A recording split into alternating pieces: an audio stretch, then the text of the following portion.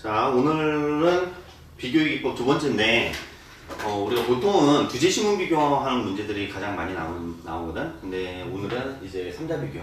3자 비교형 문제가 주로 나오는 데가 이제 연세대학교.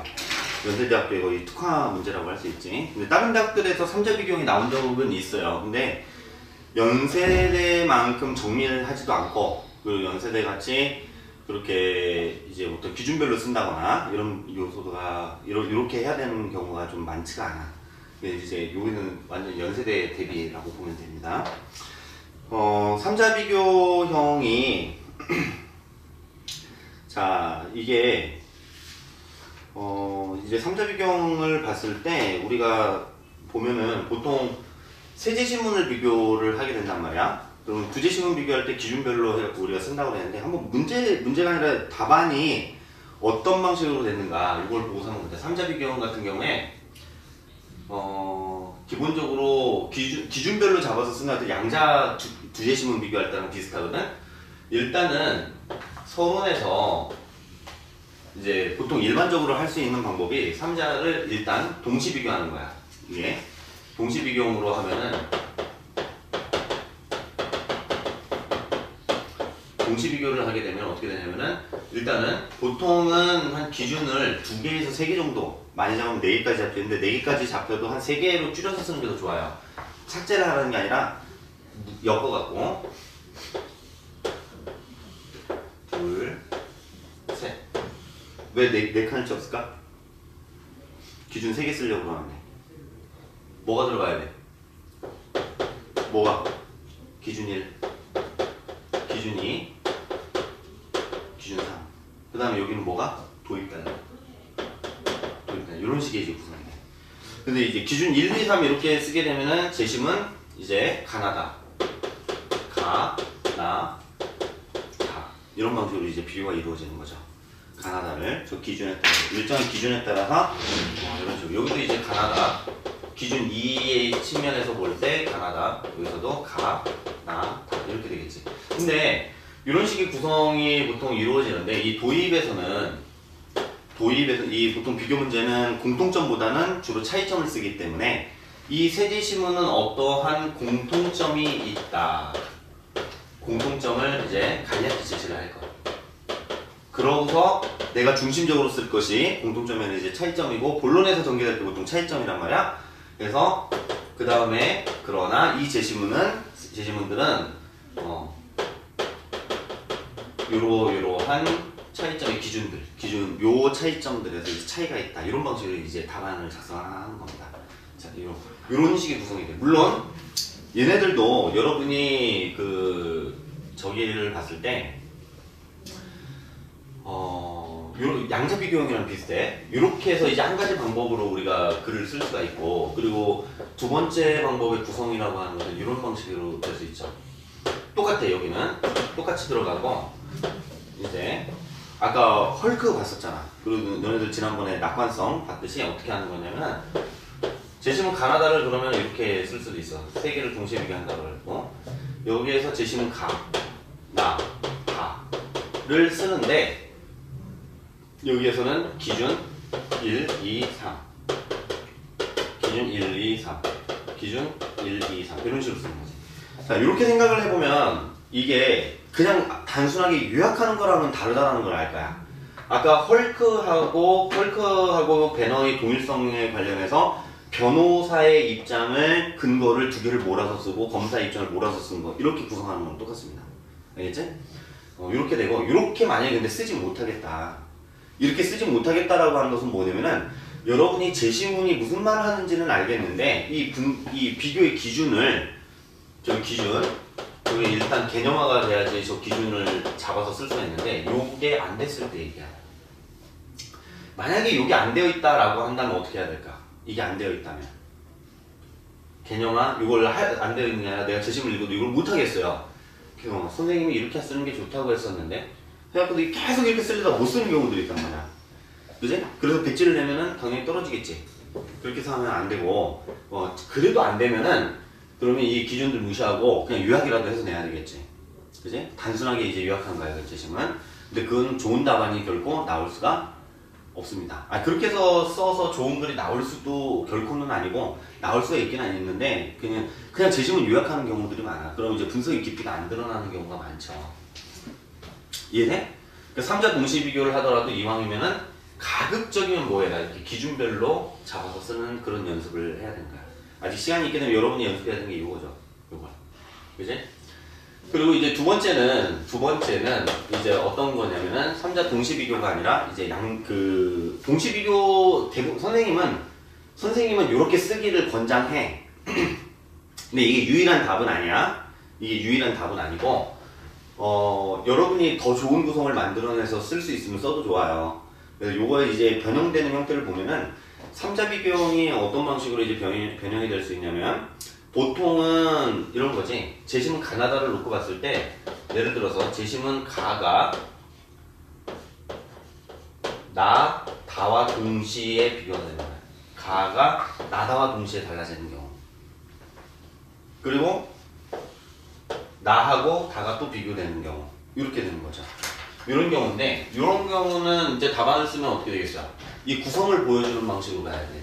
저 구성을 보여주려고. 여기서는 마찬가지로 이제 도입을 쓰는데 여기에서 공통점 쓰듯이 이제 공통점 제시를 하고 공통점 간략히 제시를 하고 이제 차이점을 밝히는데 이 차이점과 관련해서는 내가 본론에서는 지금 이런 식으로 이제 대비가 된다는 걸 알면 구성을 이렇게 하겠다라고 생각을 하고서 차이점을 제시를 할 때는 내 구성 방법에 대해서 제시를 해줄 거야. 그럼 이제 어떻게 되겠어요? 여기에서 첫 번째 단락에서는 어떻게? 이제 가를 중심으로 쓰는데 이런 경우에 가를 중심으로 쓰기는 하는데 구도가 이제 나하고 다 이런 식으로 직접 된단 말이야. 가의 특징을 나다 전체하고 대비시켜갖고 여기서 특징을 잡아내서 써줘야 되겠지. 그 다음에 여기서 이제 나하고 다를 비교를 하는데 여기서 이제 기준 1 그리고 여기서 기준 2 뭐 이런 식으로 이런 방식으로 되겠지. 이제 요렇게 해갖고 기준 1에서 나다 기준 2에서 나다 이렇게 되죠. 물론 여기를 넘길 때는 이렇게 해야 되겠지. 재심은 나와 다는 기준 어떤 기준에서 차이를 보인다. 먼저 기준 1에서 기준 1의 측면에서 볼 때 재심은 나는 어떻고 다는 어떻게 이런 방식의 이제 서술이 될 거라는 거예요. 이렇게 물론 여기서도 얘처럼 나, 다 이렇게 쓸 수도 있어요. 근데 구성으로 보면 그렇게 되면 어떻게 돼? 결국 얘가 돼버리네. 그치? 이런 방식으로 이제 구성을 해서 쓸 수 있고 물론 여기에서 보듯이 여러분이 가를 먼저 써야 되는 것은 아니고 마찬가지로 여기에다가 요것은 그대로 똑같이 들어가고 이렇게 할 수도 있죠. 나다, 가 이런 방식으로 나다를 비교할 때는 여기서도 이제 기준 1, 기준 2 이렇게 되겠지. 이런 방식으로 써도 되고 그러니까 구성은 어떻게 해도 상관은 없는데 일단은 선생님이 제일 권장하는 방법은 권하는 건 선생님은 요거예요. 요거고 어떤 친구들은 이렇게 쓰는 것이 좀 더 편하게 느끼는 친구들도 있나 봐. 이렇게 써도 괜찮고. 자 그래서 우리 한번 이제 여기 있는 것을 같이 보고서 이게 답안이 어떻게 이렇게 작성된 건가 한번 보자. 먼저 309쪽을 봅시다. 새 제시문에서의 창조와 파괴 과정은 외부 요인이 아니라 내적 요인으로부터 비롯된다는 공통점을 띈다. 그냥 간단하게 이것만 언급을 했지. 그러나 새 제시문은 창조와 파괴의 영역과 주체 및 동인 그리고 창조와 파괴의 양상과 목적성 그리고 변화의 성격에서 차이를 보인다. 이랬어요. 기준이 되게 많은 것 같아요. 창조와 파괴의 영역, 주체, 동인, 그리고 양상, 목적, 성격 6가지지 사실은. 근데 이것을 6가지라고 해갖고 기준 하나로 그 각 개별 다 기준으로 잡아갖고 한 단락씩 할당을 해버리면 글이 엄청나게 산만해집니다. 그렇게 쓸 게 아니고 유사한 것들끼리 어떻게 해서 묶어서 한 단락에서 다뤄주는 거야. 알겠지? 보자. 먼저 새 제시문은 창조와 파괴의 영역과 주체 및 동인에서 차이를 보인다. 가는 세계 전체에서의 변화라는 존재론적인 차원에서 접근한다. 세계를 이루는 힘들이 창조와 파괴의 주체이며 이 힘들이 서로 모순을 일으키면서 창조와 파괴를 일으킨다. 자, 반면 나는 자본주의 경제체제의 발전적인 변화를 다룬다. 자본주의는 새로운 생각과 기술을 제시하는 혁신가에 의해서 변화되는데, 즉 혁명이나 전쟁 같은 사건에 의해서가 아니라 혁신가가 기존의 것과는 전혀 다른 새로운 생각을 제시함으로써 창조화 파괴가 일어난다. 한편 다는 정치 경제적 영역의 창조화 파괴를 다룬다. 그러니까 지금 앞에서 뭐라고 했어요? 파괴 영역 주체 동인이라고 그랬지. 그것을 한 번에 제시를 하는 거야. 정치 경제 영역, 그리고 프롤레타리아에 대한 부르주아의 경제적인 지배는 정치적 지배로 나타나고, 이에 대해 프롤레타리아는 억압과 착취로 인해 혁명을 일으켜 기존의 지배를 전복하고 새로운 공동체를 건설한다. 이게 한 기준에 따라서 이게 삽입자라 나왔네. 자, 그 다음 거. 새 제시문은 이러한 변화의 양상과 성격 및 목적의 유무에서도 서로 다르다. 자, 앞에서는 창조와 파괴의 주체가 주체가 뭐고 어느 영역에서 일어나는가 이걸 얘기를 했는데, 그 다음에는 이제 변화의 모습에서 차이가 있다고 했습니다. 모습이 다르니까 이제 성격이 다를 수도 있는 거죠. 자, 그래서 요것은 또 기준을 이게 세 가지를 한꺼번에 묶어버린 거야, 이 단락에서. 가에서는 힘들이 일으키는 창조와 파괴는 세계 자체로 끊임없이 되돌아오는 순환 운동을 한다. 이 운동은 영원할 뿐 어떤 목적도 없고 질적인 변화를 동반하지 않는다. 반면 나와 다는 발전이라는 목적을 향해 나아가는 직선의 운동이다. 아까는 순환 운동이라고 그랬고, 여기는 순환이 아니라 직선이라고 하면서 운동 양상을 지금 비교를 하는 거예요. 나에서는 혁신, 그러면서 이제 구체적인 내용 들어가죠. 나에서는 혁신이 자본주의의 발달을, 다에서는 프롤레타리아 계급의 혁명이 자유로운 공동체라는 발전적 사회를 이룬다. 그래서 두 제시문에서의 창조와 파괴는 질적인 변화를 수반한다. 그러나 나의 발전은 끊임없는 운동이라는 특징을 갖지만 다의 운동은 자유로운 공동체의 건설에서 끝나는 닫힌 운동이라는 차이가 있다. 저기에서 볼 때 질적인 변화를 수반하고, 그러나 운동이라는 특징은 끊임없이 운동한다라는 특징이 있지만은 다에서는 끊임이 있는 운동인 거죠. 예를 들어서 이런 방식으로 이렇게 묶어서 어떻게 했습니까? 이게 357장. 그래서 전체로 보면은 한 900자 정도 되게 이 정도 분량으로 이제 서술이 됐습니다. 이해되냐? 꼭 기준이 이렇게 3개여야 되는 것은 아니고, 기준이 여기서는 사실상 한 거의 지금 세부 기준으로 보면 6개가 되는데, 그것을 일일이 다 쪼개서 한 달씩 쓸 수는 없다고. 그리고 내용을 쓰다 보면은 만약에 그렇게 쪼개놓으면 어떤 일이 벌어지냐면은 반복돼. 그래서 그것을 최소화시키기 위해서, 중복되는 내용을 최소화시키기 위해서 이제 한 번에 묶어서 쓸 수 있는 것들끼리 묶어갖고 이렇게 2개로 구성을 하는 거죠. 이걸 날리고. 이해되니? 이런 식으로 이제 기준별로 이게 쓰는 거야. 기준별로. 자, 그래서 만약 근데 선생님이 그렇게 아까 우리 낙관성 할 때도 얘기를 했었지만, 만약에 기준별로 쪼개서 기준 1, 기준 2로 쓸 때 답안이 너무 산만해 보이는 경우가 있단 말이야. 그런 경우에는 몰아서 써도 괜찮습니다. 그것은 310쪽에 한번 봐봐. 비교되는 내용이 그렇게 많지 않을 경우에 이런 일이 벌어집니다. 이걸 한번 보세요.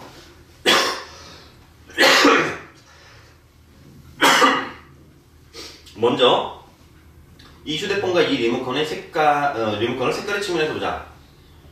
휴대폰은 검은색이지만 리모컨은 하얀색이다. 이번에는 휴대폰과 리모컨을 형태의 측면에서 보자. 이 휴대폰은 납작하고 짧은 직사각형이지만 리모컨은 약간 두껍고 긴 직사각형이다. 마지막으로 이 둘은 용도에서도 다르다. 휴대폰은 쌍방향의 의사소통을 하는 데 사용되지만 리모컨은 일방적으로 신호를 보내는 데 사용된다. 자, 이게 기준별로 쓴 거야. 물론 이게 우리가 비교할 게 별로 많지 않아. 그냥 많지 않은 게 그냥 우리가 거의 겉에 보이는 것들 가지고도 비교를 했기 때문에. 근데 이것을 이런 경우에 이렇게 기준이라고 해요. 그 기준별로 이렇게 나열해버리면 어떤 일이 벌어져요? 갔다가 이 내용 인지하고 또 다음 기준으로 넘어가서 내용 인지하고 이렇게 해야 되거든? 그러면은 복잡해져. 복잡해 보여. 이런 경우는 다음과 같이 몰아 쓰는 거야. 11쪽에 있는 박스 보세요. 두 번째 거. 이 휴대폰은 검은색이고 납작하고 짧은 직사각형 모양을 띠고 있으며 쌍방향의 의사소통에 사용된다. 그러나 이 리모컨은 흰색이고 약간 도톰하면서 길쭉한 직사각형 모양이며 일방적으로 신호를 보내는데 사용한다. 이것을 몰아서 쓴 거지. 요렇게 쓴 거야, 이건. 요렇게. 가에서 기준 1, 2, 3. 나에서 기준 1, 2, 3. 여러분들 8장에서 돈키호테하고 노천을 비교할 때도 거기서 현실주의적 낙관성의 특징, 자기점검과 상황에 대한 점검 2개를 나눠서 쓰는 건 이렇게 쓰는 거고, 거기에서 돈키호테를 한 번에 몰아서 쓰고 노천을 몰아서 쓰는 거. 그리고 우리 실전 문제에 있었던 그 배너와 헐크의 이제 동일성 판별 문제에서도 거기에서도 이제 신체냐 정신이냐 사회적 관계냐 할 때 변호사 검사 이렇게 쓰면 이렇게 나오는 거야. 그런데 그게 아니라 변호사를 한 번에 몰아서 쓰는 거죠. 신체하고 사회적 관계로, 그리고 여기서 검사를 정신하고 사회적 관계로. 이해되니? 이런 방식으로 이제 글을 구성되는 거야. 안 되면 이렇게 써도 좋고, 이게 산만해 보이면 이렇게 쓰라는 얘기예요. 이렇게. 자, 이렇게 해서 작성을 할 수가 있고, 제일 안 좋은 것은 기준 1, 2, 3을 따라서 쓰는 게 아니라 그냥 단순 요약하는 거야. 단순 요약하는 것이 가장 안 좋은 방법입니다. 자, 이제 그 다음으로 넘어가서 이제 2대1 비교법으로 나온 건데, 이게 이렇게 둘씩 묶이는 경우가 있어요. 전부 그런 건 아니고 연대껏 제시문들을 보다가 보면은 어떤 것은 둘씩 묶는 게 편해 보이는 경우들이 있다고. 물론 아닌 그 둘씩 묶는 것도 대부분 이렇게 쓸 수 있습니다. 선생님은 우리가 연대 실전 문제 풀 때 보면 알겠지만 대부분 이렇게 답안을 작성을 해요. 자, 313쪽에 있는 거 한번 볼까? 이제 2대1 구조의 답안이 나오는 것은 어떤 방식이냐? 제시문 가나 다에서 죽음이 인간과 동물 모두에게 일상적인 상과는 다른 비일상적인 충격적 사건으로 경험된다는 공통점이 드러난다. 여기서도 일단 공통점 간략하게 얘기를 했죠. 그리고 또한 공동체 구성원들은 죽음에 대해 일정한 반응 행위를 한다는 공통점이 있다 했습니다. 여기까지 이제 공통점을 서술했고, 이거보다 더 적게 써도 됩니다. 공통점은 주로 차이점에서 우리가 주목을 해야 되는 거기 때문에. 자, 가와 다에서는 매장이, 나에서는 고릴라의 폭력 및 관심 행위가 나타날 때입니다. 이게 공통점이고. 자, 그 다음에 그러나 가와 다는 죽음을 사고할 수 있는 인간의 태도를, 나는 죽음을 사고할 수 없는 고릴라의 태도를 보여준다. 그러니까 크게 대별되는 것이 가하고 다는 공통이고, 그지? 나는 다르다라는 걸 여기서 보여주고 있지. 그지? 물론 여기서는 우리가 가, 나다 이렇게 해놨지만 이제 여기는 이제 나, 가다 이런 방식으로 될 거예요. 여기서는 가다, 두 개의 묶은 것을 먼저 했어요. 한번 봅시다. 먼저 가다에서 인간은 죽음을 생각할 수 있다. 그런데 두 제시문은 죽음에 대해 어떻게 생각하는지가 다르기 때문에 지금 뭐 한 거야? 요거 하고 있죠. 요 비교, 요 부분. 여기다 쓴 거지. 여기를 하고 있는데 첫 번째 뭐가 다르다? 죽음에 대해 생각하는 바가 다르다. 가에서는 인간이 죽음을 초월하려는 태도를 보인다고 보는 반면에 다는 죽음을 기피하는 태도를 보인다. 구체적으로 보면 가는 죽음을 삶의 끝이 아니라 삶의 연속이라고 생각한다. 그래서 인간은 죽은 자들의 삶을 산 자들의 삶과 영속적으로 연결시키기 위해 유물과 함께 매장을 하며, 가는 이를 죽음이라는 생물학적 삶의 종식을 초월하려는 태도로 해석한다. 그러나 다에서는 죽음을 삶의 끝이라고 보기 때문에 죽음과 동시에 인간은 물질적 자연으로 돌아간다고 주장한다. 그래서 추악한 사체를 남기는 죽음은 공포의 사건이기에 사체를 땅속으로 치워버리는 매장은 죽음을 기피하는 태도를 보이는 행위다. 그러니까 하나는 죽음에 대해서 생각하는 내용이 있고, 그 다음에 그 내용으로 인해서 뭐가 나타나고 있어요? 태도가 나타나고 있죠. 그러니까 이게 내용상 사실 두 달락으로 나눠도 되긴 하는데 하나로 몰아서 썼습니다. 근데 여기서는 기준을 나다로 했는데 어떻게 했냐면, 기준을 나다, 이걸 좀 바꿔보자. 여기 있는 걸로. 여기에서는 지금 나다가 아니라 가다를 했지.